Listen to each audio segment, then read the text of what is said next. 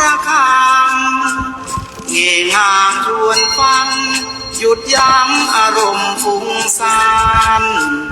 พุทธังธัมมังสังฆังแววดังกังวานตื่นเถิดเราท่านฟังธรรมกล่อมฝันหรือชายรักตัวของเราอย่าเมามัวหลงมายารีบตื่นขึ้นมาลืมตามองฟ้าวันใหม่รับฟังเพลงธรรมแล้วทำจิตให้สดใสฝึกตนฝึกใจให้หายทุกข์กายลำเค็ญเกิดมาทำไมถามใจบ้างสิเกิดมาทั้งทีอย่าใช้ชีวิตเริงเล่นศีลธรรมจัญญาเมื่อหน้าว่าไม่จำเป็นบัณฑิตแลเห็นเยียดเย็นยามเช้าเศร้าสูงคิดกันทุกคราเกิดมาไม่ช้าก็ตายโลกยังวุ่นวายมีร้ายเลวหน้าเป็นห่วงแล้วเราเป็นคนยังวุ่นวายไปตามดวงตื่นมายังห่วงมารับฟังความเป็นจริง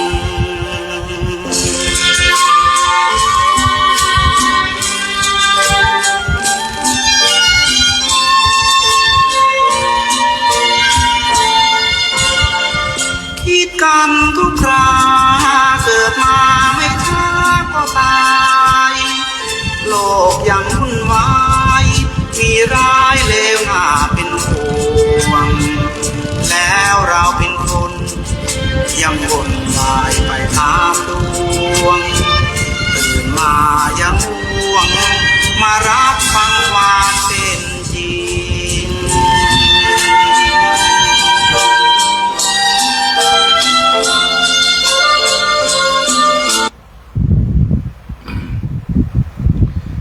ธรรมะ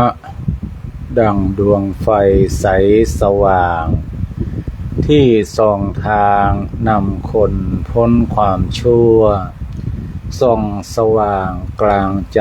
คลายมืดมัวเห็นแจ้งตัวตนเราจึงเข้าใจ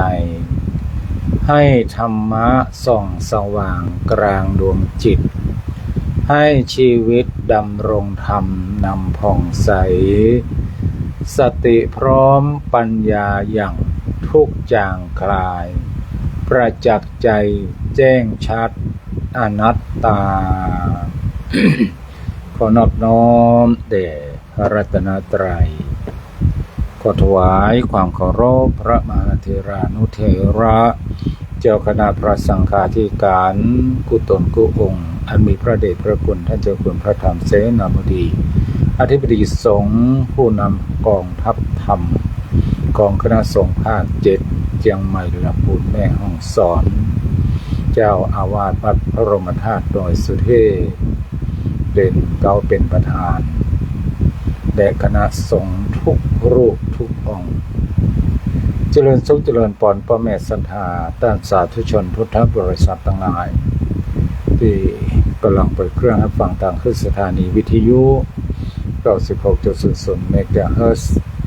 วิทยุเพื่อพระพุทธศาสนาและจริยธรรมจังหวัดเชียงใหม่ของคณะสงฆ์จังหวัดเชียงใหม่จังหวัดที่มีพระพุทธศาสนาเป็นศาสนาประจำจังหวัด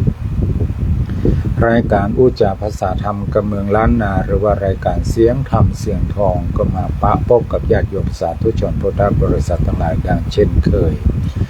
รายการนี้ดำเนินรายการโดยกระผมอาตมาภาพพระครูเมธีสุตตากรหรือพระมหาสมบัติชวดเมธี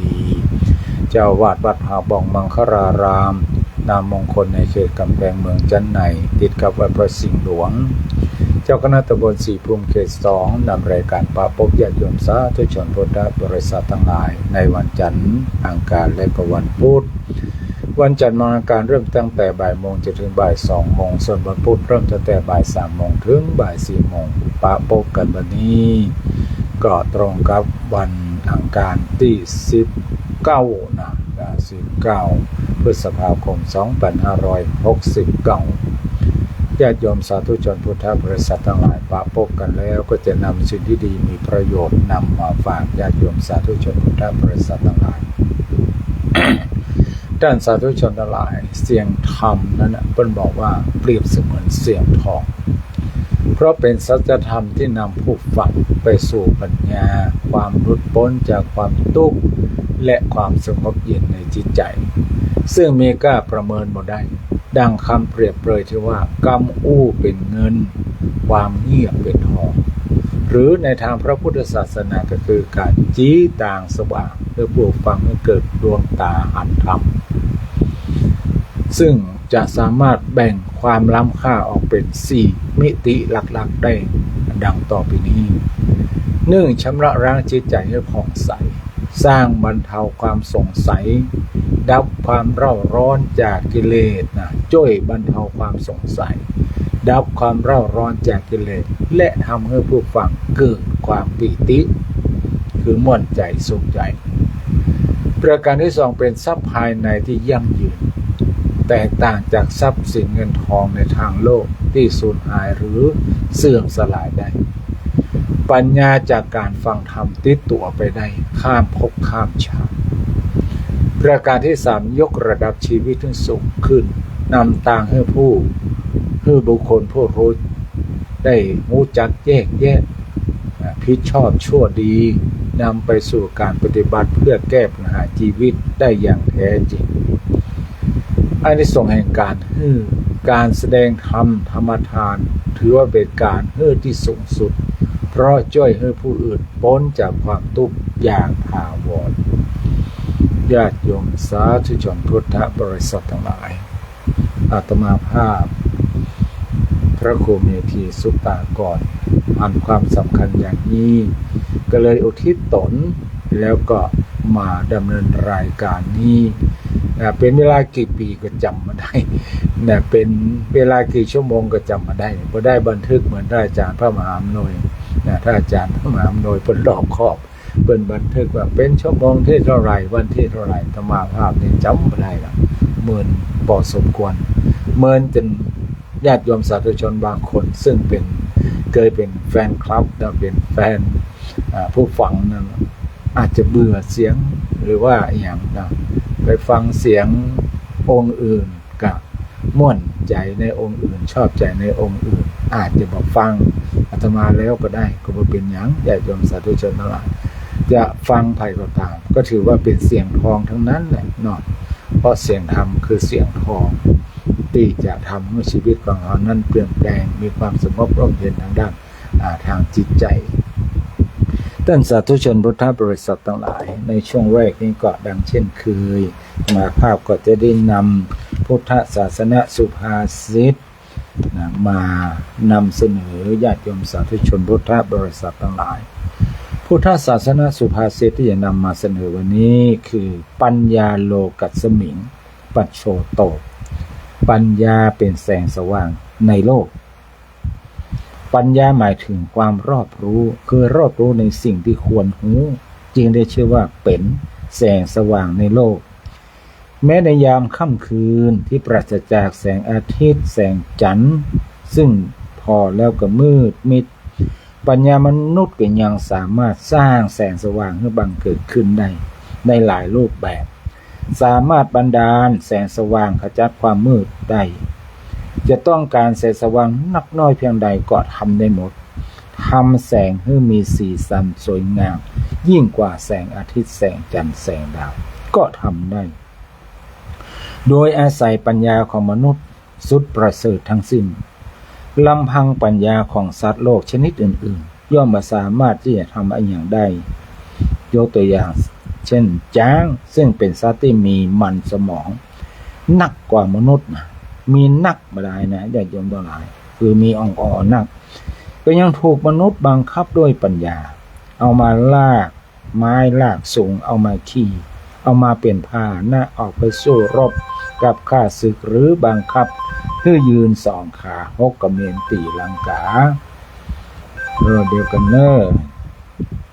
ฮัลโหลแม่จันเพนใจคามเสียงดักปิ้งเจ้าอ้อมหม้อเงินแถมหม้อตับปิ้งแถมหม้อฮัลโหลโหมันมีเสียงเจ้าวิทยุเจ้าก็ว่ามันหายไปได้อย่างไรเดี๋ยวถามท่าน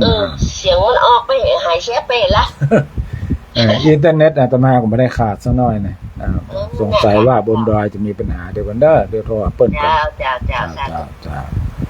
ขอบคุณมากโยมแม่จันเพนใจคำเนาะบ้านหนองก้นโคเวลา 13:13 นาทีพอดีเวลานี้เนาะ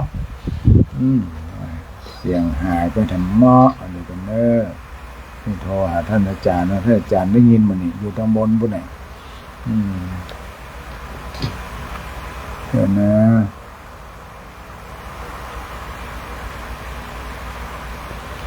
เดี๋ยวกันเนอะ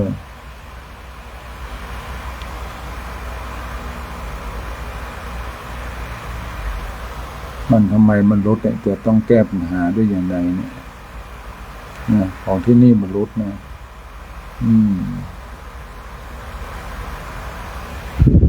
ดวงจันทร์ในคืนวันเพ็ญโคจรไปในอากาศสว่างความหมู่ดวงดาวด้วยกำลังแห่งรัศมีเชกดังพระจินสีเมื่อทรงอุบัติในโลกรุ่งโรจน์กว่าสัตว์ทั้งมวล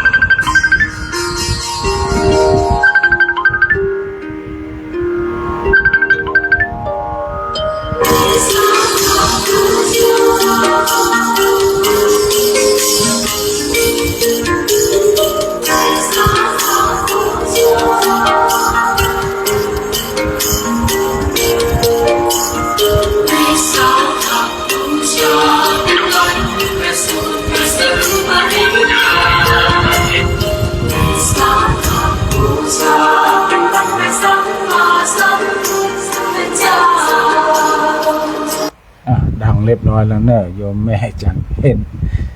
ดังละมันหายไปแล้วมาเริ่มต้นใหม่ก็แล้วกันเนาะจัดโยมตีพอทาง Facebook ก็คงจะได้ซ้ำเนาะโมทนาขอบพระคุณท่านอาจารย์พระจรัญศิริจากวัดสันมะม่วงธิดาสันปัญญาอาจารย์ดวงดีพัฒนาการเนาะและก็ท่านคุณครูยากศนและคุณอินสมเตปิ่นกำลังได้รับชมทาง Facebook ในขณะนี้ปัญญาญาติโยมทั้งหลายปัญญาโลกัสสมิงปัจโชโตปัญญาเป็นแสงสว่างในโลกปัญญาหมายถึงความรอบรู้ในสิ่งที่ควรรู้จึงได้ชื่อว่าเป็นแสงสว่างในโลกแม้ในยามเมื่อคืนที่ปราศจากแสงอาทิตย์แสงจันทร์ซึ่งข้อก็ดูแล้วก็มืดมิดแต่ปัญญามนุษย์ก็ยังสามารถที่จะสร้างแสงสว่างให้บังเกิดขึ้นได้ในรูปแบบต่างๆสามารถบันดาลแสงสว่างให้ขจัดความมืดมาได้จะต้องการแสงสว่างนักน้อยมากใดก็ทำได้หมดทำแสงให้มีสีสันสวยงามยิ่งกว่าแสงอาทิตย์แสงจันทร์แสงดาวก็ทำได้ด้วยปัญญามนุษย์สุดประเสริฐทั้งสิ้นลำพังปัญญาของสัตว์โลกชนิดอื่นย่อมไม่สามารถที่จะทำอย่างได้เลยยกตัวอย่างเช่นช้างซึ่งเป็นสัตว์ที่มีมันสมองนักกว่ามนุษย์ก็ยังถูกมนุษย์บังคับด้วยปัญญาเอามาจับลากสูงลากไม้เอามาขี่เอามาเป็นพาหนะออกไปสู้รบกับข้าศึกหรือบังคับให้ยืนสองขาหกเขมรตีลังกาเตะฟุตบอลก็ได้ทั้งนั้นทั้งที่ตัวมันใหญ่กว่ามนุษย์หลายสิบเท่ายังสู้ปัญญาของมนุษย์ไม่ได้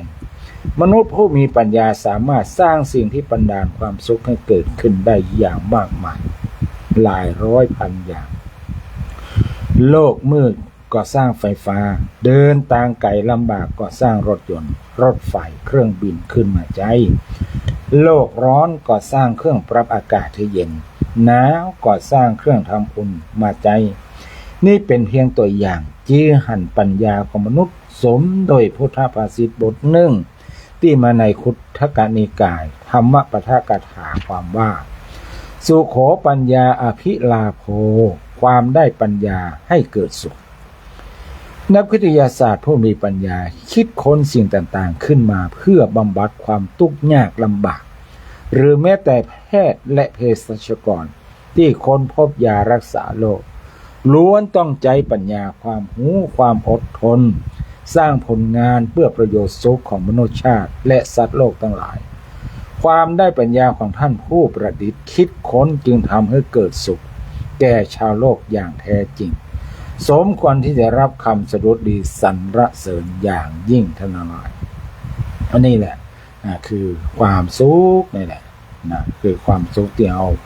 ได้เกิดจากปัญญานั่นเองอันนี้ก็เป็นพุทธศาสนาสุภาษิตในวันนี้อู้ถึงเรื่องของปัญญาว่าปัญญาโลกัสมิงปัจโชโตปัญญาเป็นแสงสว่างในโลกญาติโยมพุทธบริษัททั้งหลาย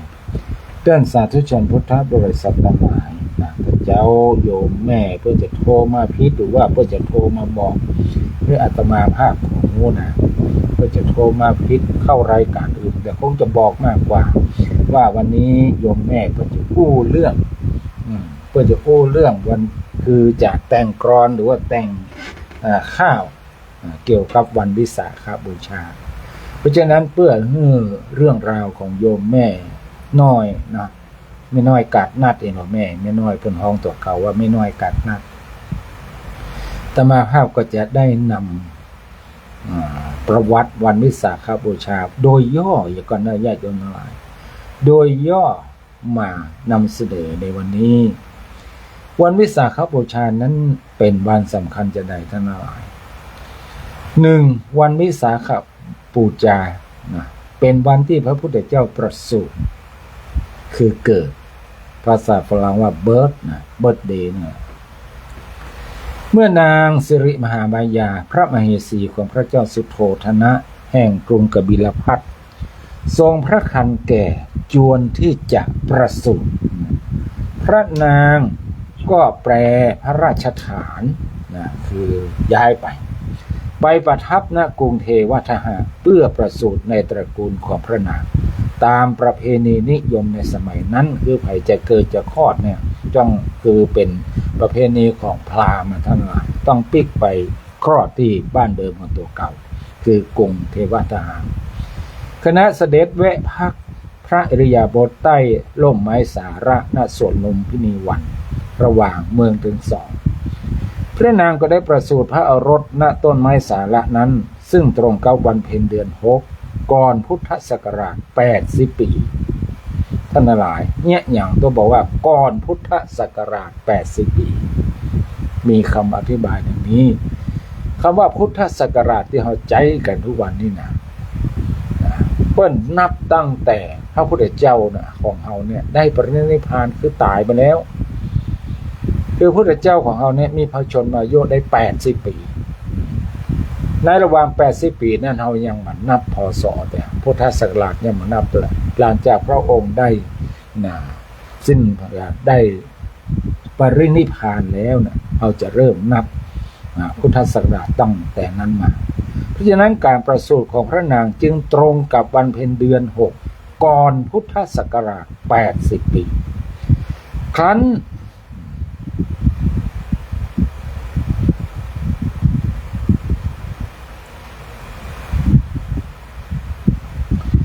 ขั้นพระประสูติขั้นพระกุมารประสูติได้5 วันก็ได้รับการถวายพระนามว่าสิทธัตถะสิทธัตถะในแปลว่าสมปรารถนาทุกอย่างแปลว่าสมปรารถนาอันนี้คืออย่างแรกคือเป็นวันที่พระพุทธเจ้าประสูติอย่างที่2วันวิสาขบูชาเป็นวันที่พระพุทธเจ้าตรัสรู้อนุตตรสัมมาสัมโพธิญาณทั้งหลายภาษาฝรั่งบอกว่า enlightenment คือการตรัสรู้อนุตตรสัมมาสัมพุทธเจ้าหลังจากออกผนวดได้6 ปีคือพระองค์ออกผนวดเมื่อพระชนมายุได้29 ปีจนเมื่อถึงพระชนมายุ35 วรรษา35 ปีจ จ้าชายสิทธัตถะก็ทรงตรัสรู้เป็นพระพุทธเจ้าใช้เวลา6 ปีในการค้นคว้าทั้งหลายจริงๆแล้วพระองค์ได้สั่งสมบารมีมา500 กว่าชาติแล้วนะชาติสุดท้ายนี่ก็ค้นคว้าแถม6 ปีจึงได้ตรัสรู้เป็นพระสัมมาสัมพุทธเจ้าณต้นไม้ไทรมหิต้นไม้สรีมหาโคตรฝั่งแม่น้ำเนรัญชราคือเก้าไม้สรีนั่นแหละตำบลรูปเวลาเสนานิคมในตอนเช้ามืดของวันพุธที่15 ค่ำเดือน6นะคือจะตรงกับเดือน6หมดอ่ะญาติโยมทั้งหลายก่อนพุทธศักราช45 ปีเนี่ยก่อน45 ปีปัจจุบันสถานที่ตรัสรู้นี้เรียกว่าพุทธคยาจะมีเจดีย์พุทธคยาซึ่งเจดีย์พุทธคยานั้นเป็นจะใดญาติโยมสาธุชนไปพอได้ที่พุทธมณฑลจังหวัดเชียงใหม่บ้านโคกเสืออำเภออย่างนี้อำเภอนี่อาจจะมาภาพยอมภาพว่าจำยากกันแปลกก็เป็นตำบลหนึ่งของเมืองขยาแห่งรัฐวิหารของประเทศอินเดียอันนี้คือความสำคัญอย่างที่สองคือเป็นวันคล้ายเป็นวันตรัสรู้คือตรงกันเลยแหละแต่คนละปีทีนี้ก็ปรินิพพานภาษาอังกฤษเรียกว่านิวานาปรินิพพานวันวิสาขบูชาเป็นวันที่พระพุทธเจ้าตรัสเสด็จเข้าสู่ปรินิพพานคือดับสังขารบ่ปิกมาเกิดสร้างชาติสร้างภพแห่งต่อไปเมื่อพระพุทธองค์ได้ตรัสรู้และแสดงธรรมเป็นเวลาเมื่อ45 ปีนะพระพุทธเจ้าเนี่ยเป็นเป็นพระพุทธเจ้าเนี่ยเผยแพร่ศาสนาตึงงด45 ปีจนมีพระชนมายุได้80 ปีได้ประทับจำพรรษาณเวรุคามะเวรุคามใกล้เมืองเวสาลีแคว้นวัดชีในระหว่างนั้นทรงประชวรอย่างนักครั้นเมื่อถึงวันเพ็ญเดือน6พระพุทธองค์กับพระภิกษุสงฆ์ทั้งหลายก็ไปรับภัตตาหารบิณฑบาตที่บ้านนายจุนทะตามคำกราบทูลนิมนต์พระองค์ทรงเสวยสุกรมัทวะซึ่งบ่น่าจะเป็นหมูหลายคนบอกว่าน่าจะเป็นเห็ดชนิดหนึ่งที่นายจุนทะตั้งใจทำถวายก็เกิดอาพาธลงแต่ทรงอดกลั้นมุ่งเสด็จไปยังเมืองกุสินาราประทับณป่าสารวันเพื่อเสด็จดาวขันพระปรินิพพานเนี่ยก็ตรงกับวันเพ็ญเดือน6เช่นเดียวกันทั้งหลายเหตุการณ์ถึง3อย่างนี้แหละจึงมีความสำคัญในวันสำคัญของพระพุทธองค์คือวันวิสาขบูชาที่จะมาถึงในวันที่31ที่จะถึง ดวงจันทร์ในคืนวันเพ็ญโคจรไปในอากาศสว่างกว่าหมู่ดวงดาวด้วยกำลังแห่งรัศมีเชกดังพระจินสีเมื่อทรงอุบัติในโลกรุ่งโรจน์กว่าสาทั้งมวล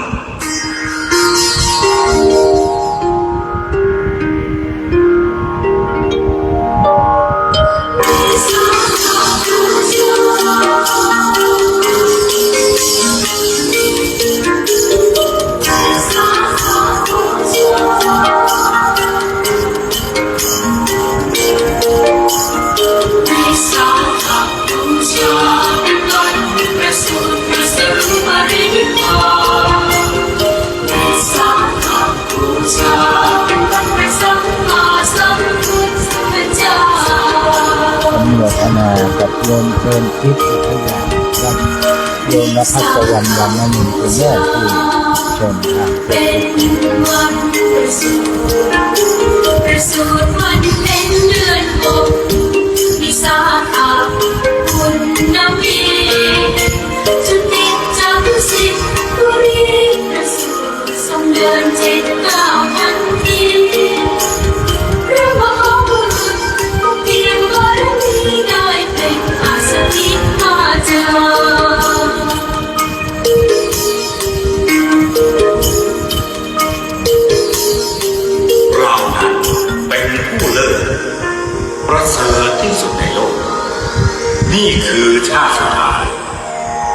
กใหม่ของเราไม่มี วิสาขบูชาวันประสูติพระสัมมาสัมพุทธาวิสาขบูชาวันพระสัมมาสัมพุทธเจ้า วิสาขบูชาเป็นวันสัมมาสัมพุทธเจ้าคือเป็นวันของพระพุทธนะเป็นวันของพระพุทธทั้งหลายปีนี้ก็ตรงกับวันที่31พฤษภาคม2569ซึ่งทางจังหวัดเชียงใหม่โดยองค์การบริหารส่วนจังหวัดเป็นต้นผู้ว่าราชการจังหวัดนายกเทศมนตรีนครเชียงใหม่หน่วยงานหลายหน่วยงานองค์กรเกี่ยวกับชาวพุทธทั้งหลายก็ได้เล็งเห็นความสำคัญโดยเฉพาะหลวงพ่อพระธรรมเสนาบดีอธิบดีสงฆ์ของคณะสงฆ์ภาค7เจ้าวาดวัดพระธาตุวรสุเทพก็มีการจัดกิจกรรมเตียวขึ้นดอยทุกๆปีเพื่อไปนมัสการพระบรมธาตุโดยสุเทพในวันสำคัญเป็นการไปเป็นพุทธบูชาในวันสำคัญในทางพระพุทธศาสนาซึ่งปีนี้ก็เริ่มตั้งแต่วันที่25เป็นต้นไปญาติโยมสาธุชนทั้งหลายดังที่ได้ฟังสปอร์ตบอกบุญโฆษณาเพื่อให้รู้ทั่วกันที่พี่นานพุทธชาติคำปันได้นำเสนอไป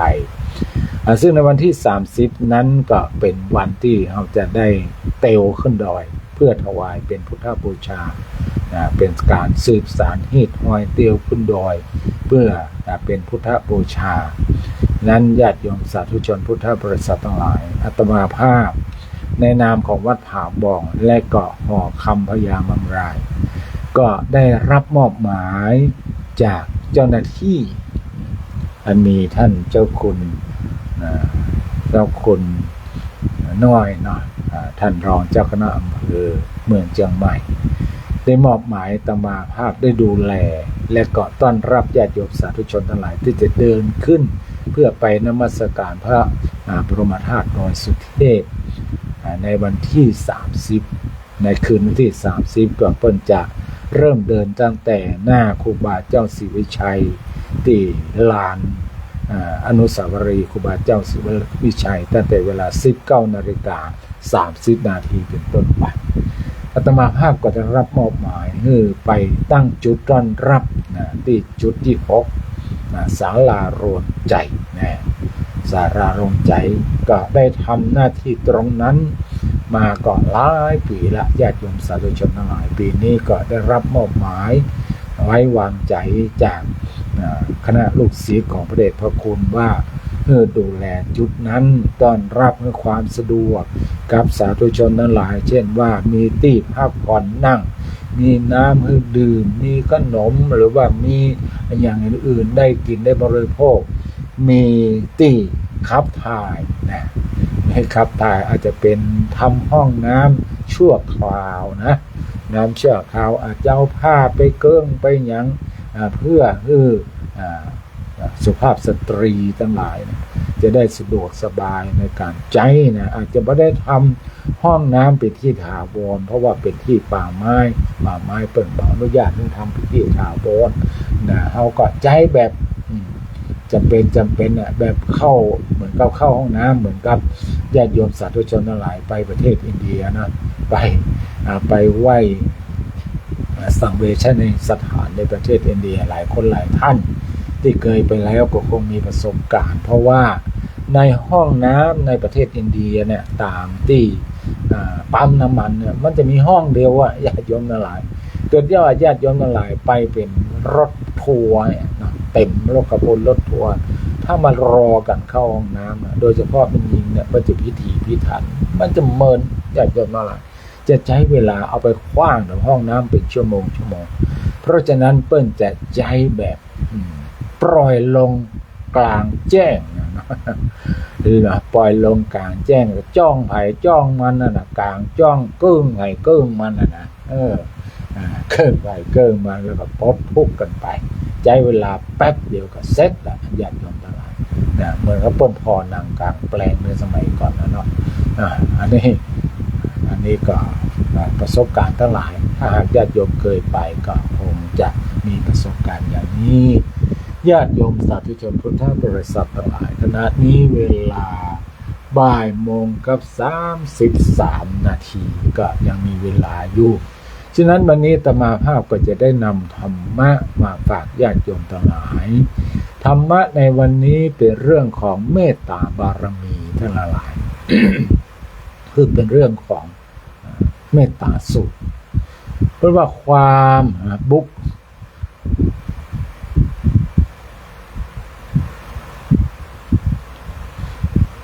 พระสัมมาสัมพุทธเจ้าของเราเนี่ยได้ตรัสไว้ในเมตตาสูตรว่า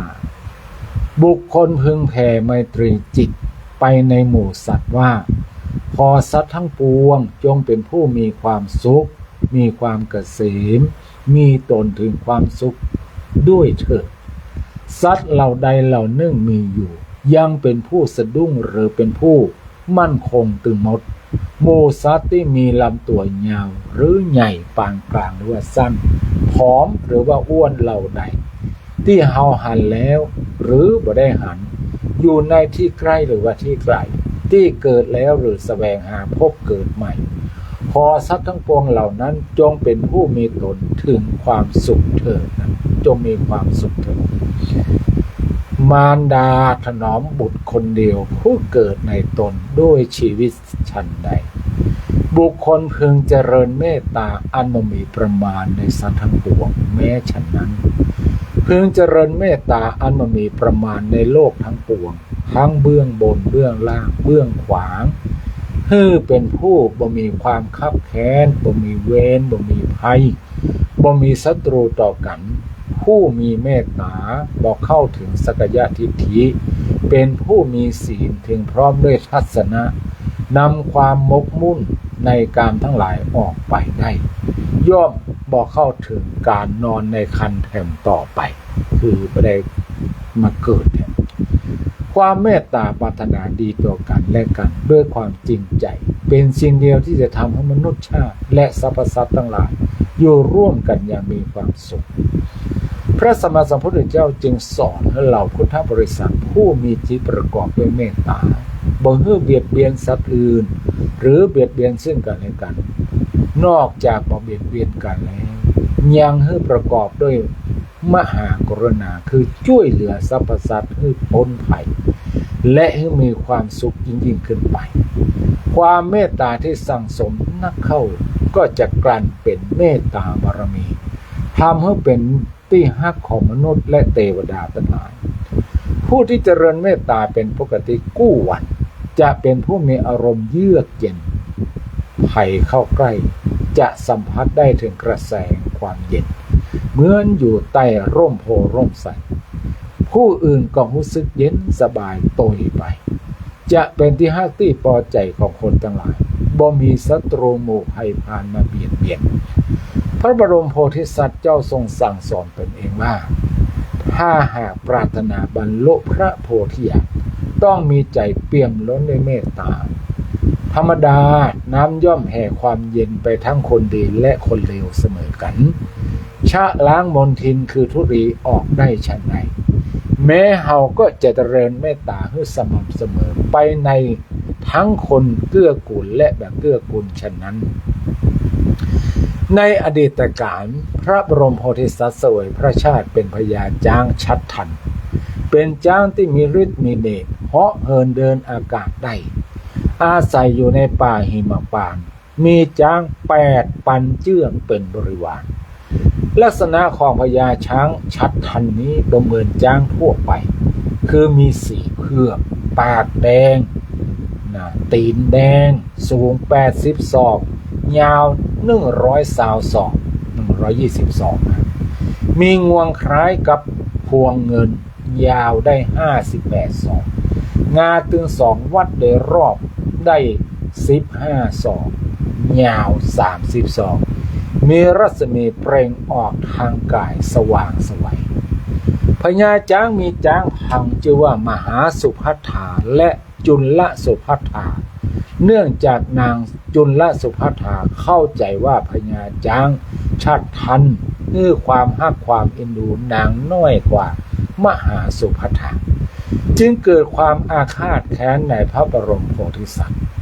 นางได้นำดอกบัวไปปูจาพระปัจเจกพุทธเจ้าแล้วอธิษฐานจิตว่าด้วยอานิสงส์ของการบูชาด้วยดอกบัวนี้ขอให้นางได้ไปเกิดเป็นพระธิดาของพระราชาแล้วสามารถตัดงาของพญาช้างฉัตรทันนี้ได้ด้วยเถิดนะไปอธิษฐานจันหลังจากนั้นนางก็ตรอมใจตายแล้วไปเกิดเป็นพระธิดาของพระราชาสมความปรารถนาเมื่อเติบโตก็ได้ไปเป็นพระมเหสีของพระเจ้ากาสิกราชซึ่งพระนางนั้นก็เป็นหญิงที่ระลึกชาติได้จึงกราบทูลพระราชาว่าอยากได้งาของพญาช้างฉัตรทันพระราชาจึงรับสั่งให้หานายพรานป่าเข้าเฝ้าพระนางจุลสุภัทธาได้เลือกนายพรานชื่อว่าโสนุดรซึ่งเคยเป็นคู่จองเวรกับพระมหาสัตว์มาก่อนแล้วบอกเส้นทางไปป่าหิมพานต์ให้นายพรานไปตัดเอางาของพญาช้างโพธิสัตว์พรานโสนุดรเดินทางเข้าป่าหิมพานต์ได้ใช้เวลาถึง7 ปีเต็ม7 ปีกันนะจากเรื่องอะไรจึงไปปะพญาช้างฉัตรทันเนื่องจากพรานเคยเป็นคู่อาฆาตของพญาช้างโพธิสัตว์มาก่อนทันทีที่เห็นพระโพธิสัตว์ก็อยากจะฆ่าให้ตายพญาช้างได้ถามพรานว่าท่านมาที่นี่ประสงค์อันยังกาท่านมานี่มานี่ยังนายพรานบอกความจริงว่าพระนางจุลสุภัทธาพระมเหสีของพระเจ้ากาสิกราชมีพระประสงค์อยากได้งาทั้งคู่ของท่านพระโพธิสัตว์ทรงสดับเรื่องราวทั้งหมดก็ทราบว่านางจุลสุภัทธามีความอาฆาตพยาบาทในตนแต่ต้านก็ประสงค์ที่จะจองเวรตนจึงตั้งกัลยาณจิตตั้งต่อทั้งต่อหน้านายพรานโสนุดรและพระนางจุลสุภัทธาและบอกนายพรานว่าตั้นเอาเลื่อยมาตัดงาของเราตามชอบใจนายพรานโสนุดรฟั่งลุกขึ้นถือเลื่อยเตรียมตัดงาทันทีเนื่องจากช้างสูงประมาณ82พรานจึงเอื้อมมือไปเลื่อยมาถึงจะไปเลยยื้อมาเติงนี่แต่นะพระมหาสัตว์จึงย่อกายก้มศีรษะลงเพื่อให้เลื่อยได้สะดวกนายพรานเหยียบงวงขึ้นไปบนกระพองสอดเลื่อยเข้าไปในปากใช้มือทั้งสองเลื่อยอย่างธรรมัดทแมงทุกขเวทนาแสนสาหัสได้เกิดกับพระมหาสัตว์ปากเต็มไปด้วยโลหิตนายพรานก็เลื่อยอยู่เมินก็ไม่สามารถตัดงาให้ขาดได้พญาช้างโพธิสัตว์ได้บ้วนพระโลหิตออกจากปากสู้อดทนอกกลั้นทุกขเวทนาไว้และบอกว่าสหายเอ๋ยหากท่านบ่สามารถตัดงาของข้าพเจ้าให้ขาดได้ก็ส่งเลื่อยมาเถิดข้าพเจ้าจะช่วยทำความปรารถนาของท่านให้สำเร็จพระโพธิสัตว์ดำรงสติมั่นแล้วใจงวงช่วยนายพรานเลื่อยจนกระทั่งตัดงาทั้งสองข้างได้สำเร็จพญาช้างให้นายพรานนำงามากำไว้มาถือไว้แล้วกล่าวว่าสหายเอ๋ยเฮาให้งาเหล่านี้แก่ท่านใจว่าเฮาจะมารักงาของเฮาก็หาบ่ได้เฮาทำอย่างนี้บ่ได้ปรารถนาความเป็นท้าวสักกะจอมเทพหรือเป็นพราหมณ์เลยเป็นพรหมเลยแต่เฮาปรารถนาทรัพย์พันยุตัญญาซึ่งเป็นที่รักยิ่งของเรามากกว่างาคู่นี้ตั้ง100 เท่าพันเท่าขอบุญนี้จงเป็นพลวะปัจจัยแห่งการได้บรรลุพระสัพพัญยุตัญญาเถิดนะแล้วท่านถามนายพรานว่าสหายเอ๋ยกว่าท่านจะมาถึงที่นี่ใช้เวลาเมินมอกใดเมื่อโหว่าใช้เวลาถึง7 ปี7 เดือน7 วันจึงบอกนายพรานว่าด้วยอานุภาพแห่งงากุเนี้ยท่านจะถึงพระนครพาราณสีภายใน7 วันต่ออันพญาช้างได้ป้องกันภัยให้นายพรานเป็นอย่างดี ท่านได้ไปส่งนายพรานพร้อมตั้งสัตยาธิษฐานว่าเราได้รับทุกข์ทรมานประดุจผู้ถูกลูกศรเสียดแทงแล้วแม้จะถูกเวทนาครอบงำก็บ่มีจิตคิดประทุษร้ายในบุคคลอื่นมีใจประกอบด้วยความเมตตาในผู้ประทุษร้ายด้วยความสัตย์จริงตามที่เรากล่าวนี้ขอสัตย์ร้ายนายไพรสนอย่าได้มากร่ำกลายนายพรานผู้นี้เลยเมื่อพญาจ้างส่งนายพรานไปแล้วท่านก็เสียชีวิตทันทีแล้วก็ได้ไปบังเกิดบนสวรรค์เรื่องนี้เป็นตัวอย่างของความเป็นผู้ที่บรรทุกพยาบาทจองเวรไผ่อีกทั้งมีจิตประกอบด้วยมหากรุณาของพระโพธิสัตว์พวกเราทุกคนคงเข้าใจเลยว่าใครจะมาเป็นพระสัมมาสัมพุทธเจ้าได้นั้นต้องเสียสละทุกสิ่งทุกอย่างแม้กระทั่งชีวิตเพื่อสั่งสมบุญบารมีให้แก่รอบและต้องมีใจประกอบด้วยเมตตาในสรรพสัตว์ทุกหมู่เหล่าโดยเป็นเรื่องที่รักมักที่ชังมีจิตเสมอในสรรพสัตว์ทั้งหลายแม้บุคคลนั้นจะบ่มีความปรารถนาดีแก่เฮาก็ตามญาติโยมสาธุชนทั้งหลายตอนนี้เวลาบ่ายโมง44 นาทีละต่อไปเป็นรอบของโยมแม่น้อยอ้าวแม่น้อยกัดนัดโทรมาได้แล้วเนอะโยมแม่น้อยกัดนัดนะโทรเข้ามาได้แล้ววันนี้แม่น้อยจะมีกับมีกรหรือว่ามีข้าวเกี่ยวกับวันวิสาขบูชามาเล่าสู่ท่านทั้งหลายแม่น้อยอยู่ที่ไหนโทรเข้ามาได้แล้วเด้อรับลูกหรือยังหรือว่าบัลลับหรือว่าทำธุระอย่างเสียเตื้อหรือว่าจะได้แซ่บในซอยไม่น้อยหายญาติโยมสาธุชนทั้งหลายได้ที่อาตมาภาพได้ฟังวิทยุก่อนวิทยุหมดกันด้วยวิทยุดับฮัลโหลแม่โยมแม่เจริญพรเจ้าไอ้สาเจ้าเอาเลยโยมแม่มีอะไรอย่างน่ะเจ้าโอ้ยโยมคิดพัดลมกับเจ้าวันนี้ให้ถอบนอกเจ้าเขาดงป่าไม้เงิบดอยหินผาฝนตกลงมาเฮ็ดถอบออกเจ้าปลาถุงสบายเอาใส่ห่อเข่าเอ็ดบะโถเนาห่อเข่าไปตุยเอาไปตึงซ่าเอาไปตึงโกยเอาเมไปตุยเนื้อเจ้าหาปลาพักหวานออกล้ามเต็มเก้าเก็บใส่ถุงเจ้าปลามาเขาดงป่าไม้จะไปลาซาบ่ระวังกาสะดุดสาวลมพุดหนอไปตุยเอาแป้งหนอสุ่มถ้าเลิกก็ตุ่มเนินนายพุดตามค้อนโคเฮ็ดคงมีหลายแต่ก็เสียได้เฮ็ดมันยังหน่อยเขาดงป่าลึกเดินหน้าบ่ถอยขึ้นดอยลงดอยกันเจ้าตอนออก6 ปีเฮ็ดยังบ่เท่าไปตั้งแต่เจ้าจนแรงได้เฮ็ดนักแล้วจักเอาไปแกงมือคำยำแรงใส่ใบบะเมาเอาห่อหนึ่งตุ้ยวันผูกโมเจ้าเฮ็ดยังบ่เท่าเนินนาย6 เก่าปีนี้เฮ็ดโคงออกหลายเมกามาขายกันเจ้ารอเทมหน่อยเน้อพ่อแม่แก่เฒ่ารอเทมหน่อยเจ้าปู่ย่าตายายมันหางเพ่งลำลิต300 ปลายอดเอาเนื้อยายกดเจ้ารอลิต100 ปลายเฮ็ดกดจะเฒ่าคือเดินเจ้าเดินนายคือกุลิต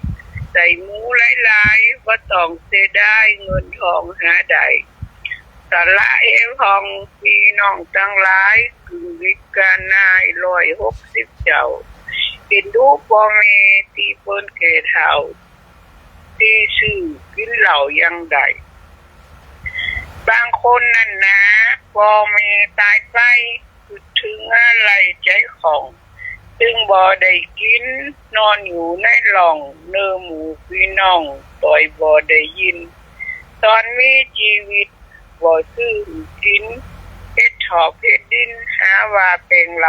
ำตุเจ้าอยู่วัดก็จักจด จดจำเฮ็ดถอบในดำสาเขาตอนในยังขาวบ่อุ้ยแม่เฒ่าบ่เอาสาเขากันเลยตอนโหปีนั่นไกลวัดกันเฉยบ่เววัดเลยกลัวตูเจ้าตักเฮ็ดถอบในขาวตูเจ้าก็มักเหมือนเมออกเจ้าศรัทธาว่าเล่นบ่ได้จักไปถือสาเอาใส่บาตรมาตุจึงชั้นใดพี่น้องศรัทธาตกเนื้อออกไตจำกันไว้มักในข่าวเนื้อพอมีเงินทองมีเศษมีเหลือพอมีเฮาเนื้อรอเจ้าเฮ็ดออก6 ปีก่อนถึงเดือนเก่าเฮ็ดยังบ่เฒ่าเตือนาคือเพิ่นของพี่น้องเอาถ้าเขาครูบาได้สันของเจ้าถ้ารอเฮ็ดถูกเฮ็ดมันก็เฒ่าตุชอบในข่าวเนิ่นนายเกิด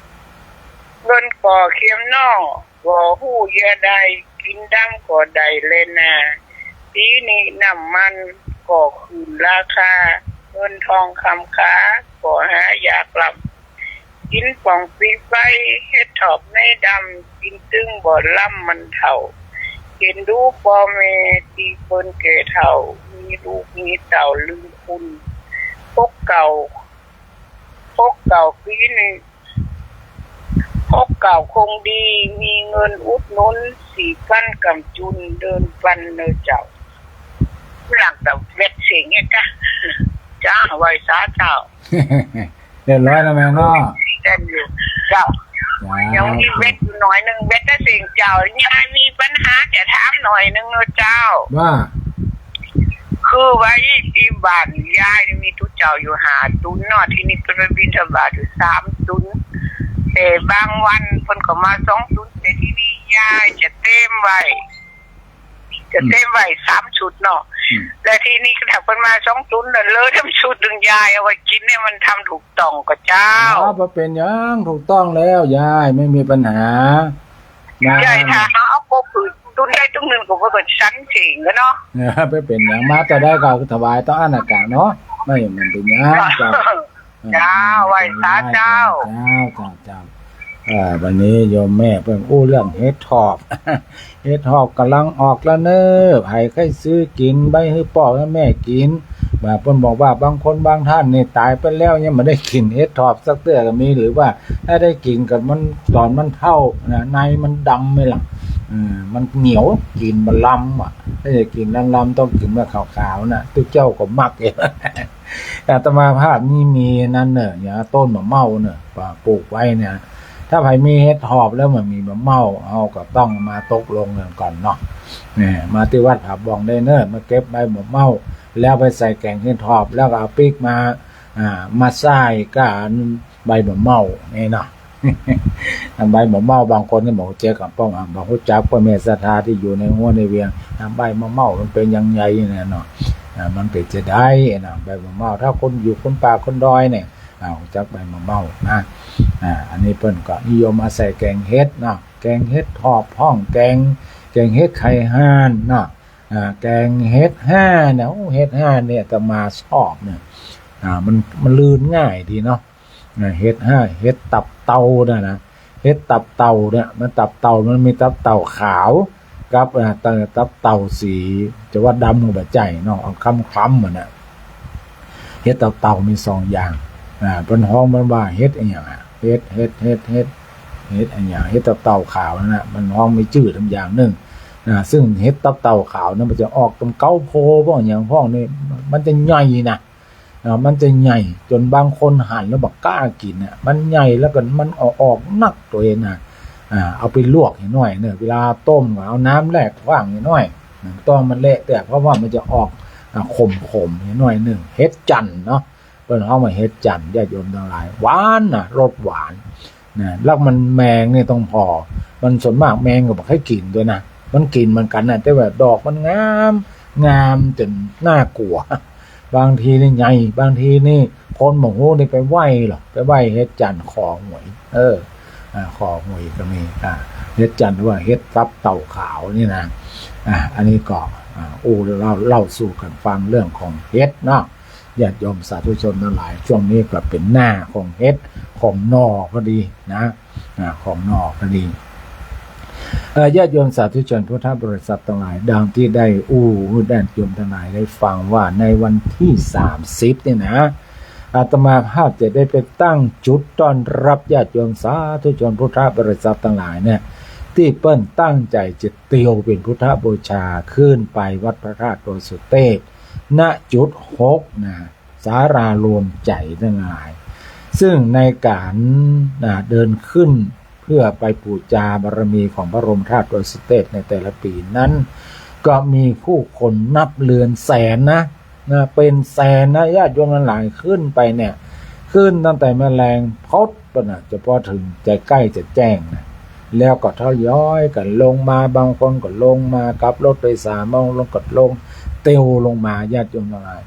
ฉะนั้นสิ่งที่จำเป็นอย่างยิ่งนั่นก็คือน้ำน้ำกับอาหารพ่องข้าวต้มพ่องซึ่งในแต่ละจุดนั้นเปิ้ลก็จะมีสิ่งที่คอยต้อนรับโดยเฉพาะน้ำนั่นก็มีทั้งน้ำบัดดาลน้ำส้มน้ำหวานมีข้าวต้มในจุดตมาภาพนี่ก็จะมีพวกแซนด์วิชกับพวกขนมเนี่ยนะแล้วนี่อย่างมาแปลงข้าวต้มเพราะว่าข้าวต้มเนี่ยส่วนมากก็จะแปลงก่อนหน้าอาตมาภาพตั้งจุดนั้นประมาณจุดที่5นั้นก็จะมีจุดเป็นข้าวต้มไปแล้วเพื่อก็จะกินข้าวต้มตรงนั้นต่อไปเพื่อก็จะมากินของหวานจุดที่6เนาะแล้วก็จะมีคนมาช่วยอย่างปีหลายปีที่ผ่านมาก็มีญาติโยมได้นำโรงทานมาตั้งใกล้ๆแมะโรงทานของวัดผาบองกับหอคำพญามังรายนี่นะเปิ้นก็มีเอามาตั้งเป็นมะม่วงดิบมะม่วงเนี่ยเพิ่นซับใส่ถุงแล้วก็เอาให้คนที่เปิ้นเตียวขึ้นดอยไปเอาไปกินน่ะมันมีวิตามินซีจะได้มีหงมีแหงเตียวขึ้นไปตำบลญาติโยมทั้งหลายเพราะฉะนั้นในการที่ญาติโยมทั้งหลายเนี่ยเป็นทั้งมีตุเจ้าตัวมีชนเผ่าตัวมีชาวไทยและชาวต่างประเทศนักเรียนนักศึกษาเตียวกันขึ้นไปจำนวนนับท่านทั้งหลายเพราะฉะนั้นงานนี้ถือว่าเป็นงานใหญ่ฉะนั้นอาตมาภาพอยากจะเชิญชวนทั้งหลายได้ร่วมบุญใหญ่กับอาตมาภาพตัวนั่นก็คือร่วมในการเป็นเจ้าภาพโรงทานน้ำและก็โรงทานขนมเนาะที่ปีที่ผ่านมาอาตมาภาพได้ซื้อแซนด์วิชแซนด์วิชจำนวนหลายชุดอยู่นะ5-6-7 ปันนี่แหละซื้อพร้อมกับน้ำดื่มโดยนั้นญาติโยมทั้งหลายตานน้ำเป็นเศรษฐีเนอะตานเข้ากันของน่ะเอาฮื้อเข้าฮื้อของฮื้ออาหารก็ชื่อว่าฮื้อผิวพรรณนะฮื้อผิวพรรณเพราะฉะนั้นญาติโยมสาธุชนท่านใดหันว่างานนี้ควรจะสนับสนุนควรอยากที่จะมีส่วนร่วมในการตั้งโรงทานเพื่อบริการให้กับญาติโยมพระภิกษุสามเณรทั้งชาวไทยและต่างประเทศที่ประจิตเดินขึ้นไปนมัสการหรือว่าไปเดินไปเพื่อเป็นพุทธบูชาที่พระบรมธาตุดอยสุเทพในปีนี้ก็เชิญชวนทั้งหลายได้ร่วมเป็นร่วมบริจาคเป็นเจ้าภาพร่วมกันได้เนอะอาตมาภาพก็จะได้กล่าวอนุโมทนาในบุญในกุศลที่ญาติโยมสาธุชนทั้งหลายได้ร่วมกันตอนนี้ก็ถือเอาเป็นว่ามีงานเร่งอยู่2 งานคืองานหนึ่งนั่นก็คืองานซื้อเครื่องปรับอากาศติดศาลาแล้วก็งานที่2นั่นก็คือการตั้งโรงทานการตั้งโรงทานในการที่เราจะได้เตียวต้อนรับสาธุชนพุทธบริษัททั้งหลายที่เปิ้นจะได้เตียวขึ้นดอยในก่อนวันวิสาขบูชาก็คือวันที่30 พฤษภาคมที่จะถึงนี้นั้นญาติโยมท่านสาธุชนท่านใดอยากจะร่วมหรือว่าอยากจะมีส่วนให้หอมในการตั้งโรงทานในครั้งนี้ก็แจ้งความประสงค์จำนงที่อาตมาภาพได้เนอะหมายเลขโทรศัพท์0910797084 0910797084 7084นอกจากนั้นญาติโยมสาธุชนทั้งหลายอนุโมทนากับโยมนาชากาแฟเนาะคุณคณาพรป๊อกคำเปิ้นได้ร่วมบริจาคซื้อแอร์เครื่องปรับอากาศกับอาตมาภาพดูเหมือนจะ200นะโยมแม่เนาะ200แล้วก็โยมแม่น้อยตลาดนัด100 บาทแล้วก็แม่จันเพ็ญคำโอทา 1,000 บาทอันนี้เป็นยอดที่บริจาคเพิ่มเติมใครจะบริจาคเพิ่มเติมก็ขจายเนอะอาตมาภาพถึงสิ้นเดือนนะสิ้นเดือนเนี่ยประมาณตึกวันที่30เนี่ยนะเนาะตึกวันที่30นี่ก็จะปิดการรับสมัครบุญเรื่อง2บุญแล้วเนอะบุญที่ว่าช่วยกันให้หอมในการที่เราจะได้ตั้งโรงทานเพื่อต้อนรับบรรดาพุทธศาสนิกชนทั้งหลายเนี่ยผู้เปี่ยมด้วยศรัทธานะถือว่าเราได้ทำบุญกับผู้มีบุญที่ไปจะเตียวไปนมัสการพระบรมธาตุโดยสุเทพเนอะวันคืนวันที่30อันนี้ก็ร่วมบริจาคกันได้นอกจากนั้นมีข่าวเพิ่มเติมด้วยพี่นานอินสมเตปินเนี่ยพี่นานเจ็ดสีปีนี้เปิ้นมีอายุครบรอบ5 รอบครบ5 รอบคือมีอายุ60 ปีละจะได้รับเงินเดือนพิเศษแล้วเนอะเป็นผู้จารยังบ่ปอนะจะได้รับเงินเดือนคนเท่าเลยนะพี่นานอินสมเพื่อก็ได้เชิญชวนฝากเชิญชวนญาติโยมสาธุชนทั้งหลายได้ไปร่วมงานเปิ้นเนอะในวันที่19 มิถุนายน 2569เริ่มเวลา 9 โมงครึ่งเป็นต้นไปสถานที่ณวัดเจ็ดลินในงานนี้พี่นานอินสมบอกว่าอยากจะขอเมตตาพ่อแม่ศรัทธาช่วยกันไปรับเป็นเจ้าภาพสังฆทานถวายพระสงฆ์โดยและก็ร่วมกันเป็นเจ้าภาพโฮงทานให้พี่นานตัวเนอร์หรอกพี่นานฝากมาว่าขอพระคุณล่วงหน้าฝากท่านมาหาครับฝากท่านพระครูได้แจ้งข่าวตุยเนาะเพราะว่าพี่นานนิสมและปริติผู้จักกับญาติโยมสาธุชนทั้งหลายอยู่แล้วนั้นแจ้งข่าวว่ารับทราบแล้วก็ไปร่วมงานโดยทั่วกันเอาละวันนี้เวลาหมดเวลานำรายการจากท่านผู้ชมผู้ฟังไปก่อนเนาะปะกันมาพรุ่งนี้เนอถ้ามันมีเหตุการณ์อย่างนั้นนะก็ปะกันบ่าย3 โมงแต่ถ้าหากว่าอาตมาติดธุระอย่างใดอย่างหนึ่งก็จะหาเทปหรือว่าหาเทปดีๆเนาะที่คิดว่าเป็นประโยชน์นำมาเปิดให้ญาติโยมทั้งหลายรับฟังกันวันนี้อยู่ดีมีสุขอายุมั่นขวัญยืนหินาตาขึ้นโดยทั่วกันเจริญพรเจริญพร